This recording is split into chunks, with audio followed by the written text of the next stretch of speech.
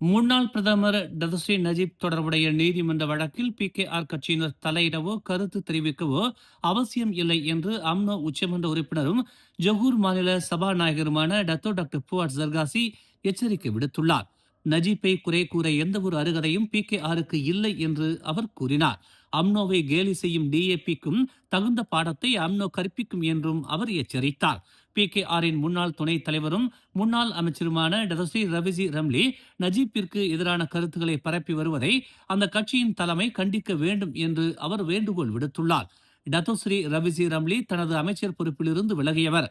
அவரால் திறமையான அமைச்சராக இருக்க முடியவில்லை. ஆனால் நஜீப் அப்படி அல்ல.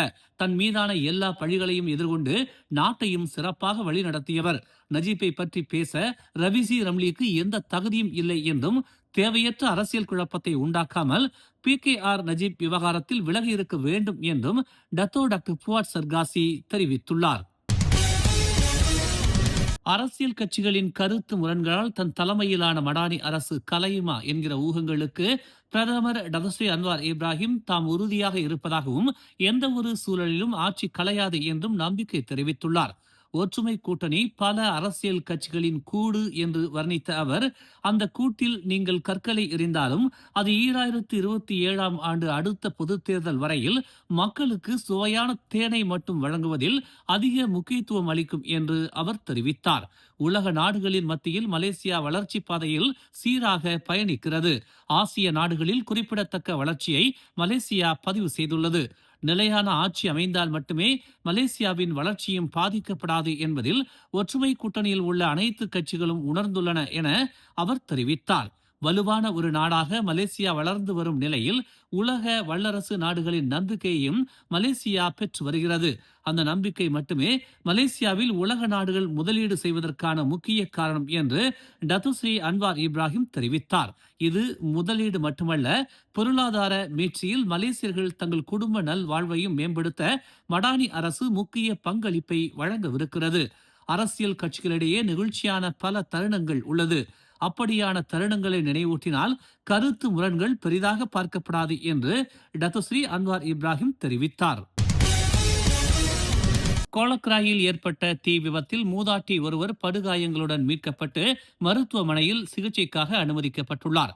நண்பகல் 1 மணி அளவில் பொதுமக்களிடம் இருந்து அவசர அழைப்பை பெற்றதும் சம்பவ இடத்திற்கு 11 தீயணைப்புத்துறை அதிகாரிகள் விரைந்ததாக கோலக்ராய் மீட்புத்துறை உதவி இயக்குநர் நிக் அமாட் அசாம் தெரிவித்தார். பலகையிலான வீடு என்பதால் தீ வேகமாக பரவியதாகவும் வீட்டிலிருந்து 20 வயது இளம் பெண்ணும் 72 வயது மூதாட்டியும் மீட்கப்பட்டதாகவும் அவர் கூறினார்.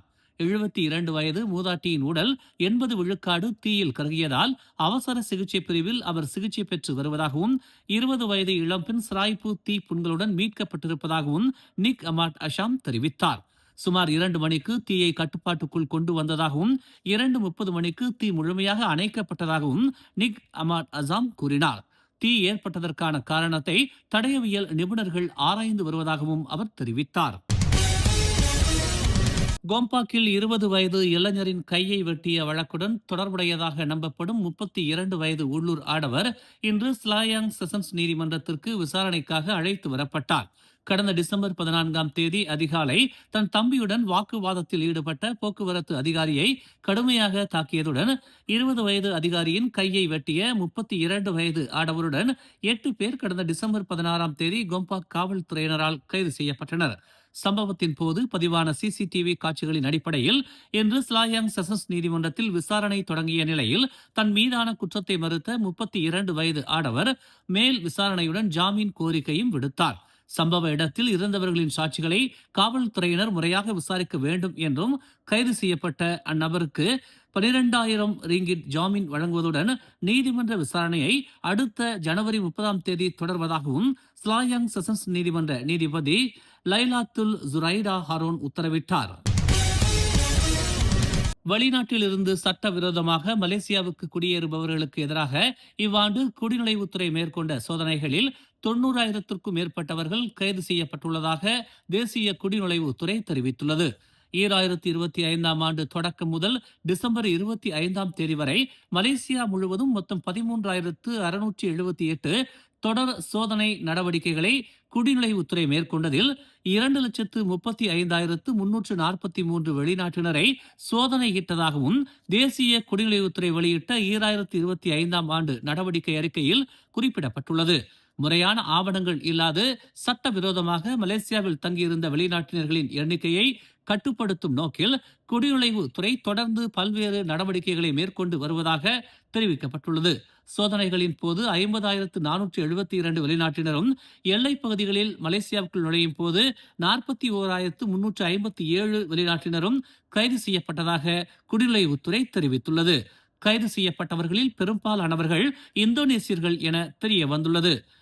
15,385 இந்தோனேசியர்கள், 11,105 வங்காளதேச நாட்டினைச் சேர்ந்தவர்கள், 9,779 மியான்மர் பிரஜைகள், 4,365 பிலிப்பைன்ஸ் பிரஜைகள், 2,497 பாகிஸ்தானைச் சேர்ந்தவர்கள், 1,630 இந்தியாவைச் சேர்ந்தவர்கள், 1,493 தாய்லாந்தைச் சேர்ந்தவர்கள், 1,038 சீனர்கள், 909 வியட்நாமியர்கள், 769 நேபாளியர்கள் ஆகியோர் இதில் அடங்குவர் என குடிநுழைவுத்துறை தெரிவித்துள்ளது.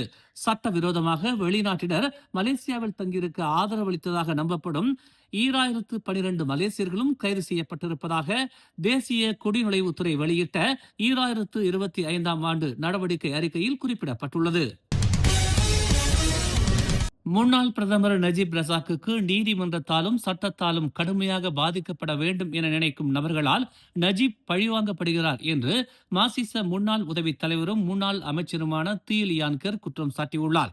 நஜீப் விவகாரத்தில் சட்டத்தின் முடிவுகள் குறிப்பிட்டு அவருக்கு எதிராக செயல்படுகிறது என்றும் சட்டத்தின் முன் எல்லோரும் சமம் என்கிற நம்பிக்கையை இழக்கச் செய்யும் வகையில் நீதிமன்றம் உத்தரவை பிறப்பித்துள்ளதாகவும் தீலியான்கர் குறிப்பிட்டுள்ளார். சட்டத்தை தாங்கள் மதிக்கிறோம், குற்றம் சுமத்தப்பட்டவருக்கு ஆதரவாக தாங்கள் நிற்கிறோம்.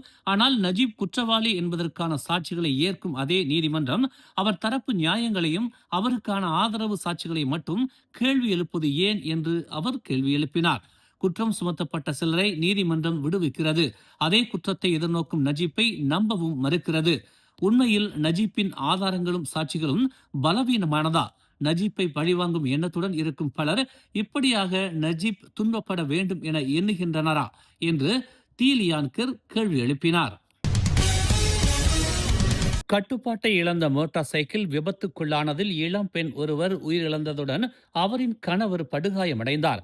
ஜொஹூரில் இருந்து அயர்ஹிதாம் செல்லும் சாலையில் காலை 9:15 மணிக்கு இந்த விபத்து நிகழ்ந்ததாக கூலாய் மாவட்ட காவல்துறை தலைவர் தான் செங்லி தெரிவித்தார்.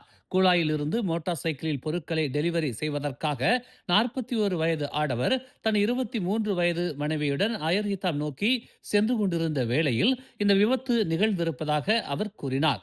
41 வயது மோட்டார் சைக்கிள் ஓட்டி கட்டுப்பாட்டை இழந்து சாலை தடுப்புச் சுவரை மோதி எதிர் திசையில் வந்து கொண்டிருந்த வாகனத்தையும் லாரியையும் மோதியதாக முதற்கட்ட விசாரணையில் தெரிய வந்துள்ளது. சம்பவ இடத்திலேயே 23 வயது இளம் பெண் உயிரிழந்ததாகவும் 41 வயது ஆடவர் படுகாயங்களுடன் மருத்துவமனையில் சிகிச்சை பெற்று வருவதாகவும் சிகிச்சைக்கு பின்னர் மேலதிக விசாரணைகளை தொடர்வதாகவும் தான்சங்லி கூறினார். மேலும் செய்திகளை தெரிந்து கொள்ள தமிழ் மலர் இணையதளம், தமிழ் மலர் செயலி மற்றும் மலர் டிவி யூடியூப் சேனலை வலம் வாருங்கள். எங்களோடு இணைந்திருக்க மலர் டிவியை பதிவு செய்து கொள்ளுங்கள். உறவுகள் மகிழ்ந்திட விருப்பம் மற்றும் பகிர்வு சேவையை சொடுக்கிடுங்கள்.